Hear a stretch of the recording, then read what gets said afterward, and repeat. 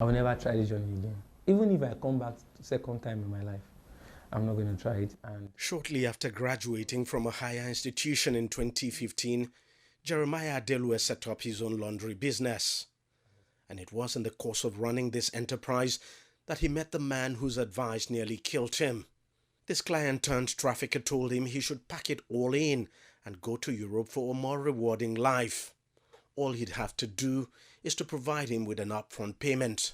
So it was like, you are a very strong boy, you are hardworking, I like your drive, I can help you to get to Germany if you don't mind. And I said, me, I mind though.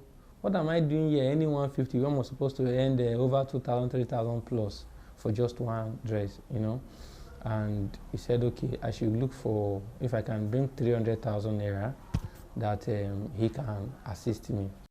Jeremiah raised the money needed and in no time had set out on his journey to Europe, completely oblivious to the dangers that lay ahead, although there were signs. He told me something like, I should not tell anybody. And me on my own, when he told me that, I asked him why. He said, because if you tell somebody, that person now becomes a witch, that is troubling you from not getting to where you are going to. So me too, I didn't tell anybody. I didn't tell my dad, I didn't tell my mom, I didn't tell anybody. I just kept it to myself. From his southern Edo state in Nigeria, Jeremiah traveled north to Niger by road. On arrival, he said he was forced to pay an additional 200,000 naira for another leg of the journey to Agadez, a Nigerian town on the irregular migrant route.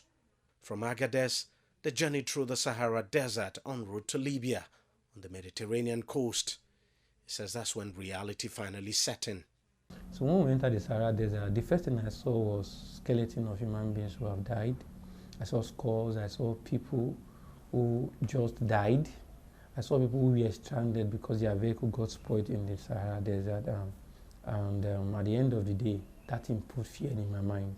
Yes, the fourth day, there was nobody in the vehicle that was no longer having water. Right? So the only thing that we need to do is to drink our urine. So, but they have a law there, you cannot drink your own urine, you have to drink somebody else's urine.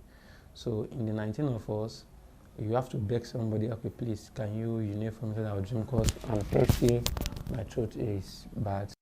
After 5 harrowing days in the desert, the migrant caravan arrived in the southern Libyan town of Gatron before moving on to the city of Sabah. There, they were in for another huge shock. Trafficking gangs detained and tortured them, forcing them to pay for their freedom. Sometimes, if maybe they're in their good mood, they will use this PVC pipe that draws water to flog you. That's their best mood. If they are not in their best mood, they use this electricity or this shocking device, iron. Sometimes they can even put you on the ceiling fan.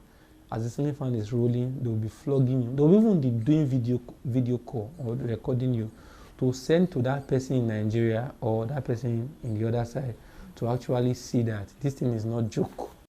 On Jeremiah went, continuing in his journey through the Libyan deserts to Tripoli. Here, he found some work to raise enough money for the crossing to Europe, the final leg of the journey. However, the makeshift boat ran into problems and had to be rescued by the Libyan Navy. Only a handful of passengers made it out alive, including Jeremiah. We came to the dry land. They now asked us, all of us that we are alive, to go and bury those other ones that capsized, that fell inside the sea.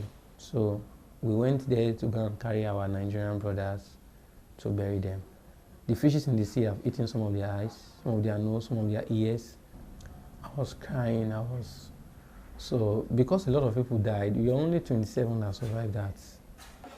Jeremiah would spend another 9 months in detention in Tripoli before he was eventually rescued and brought back to Nigeria in 2019 with the help of the UN International Organization for Migration, 4 years after he abandoned his laundry business for the ill-fated journey to Europe.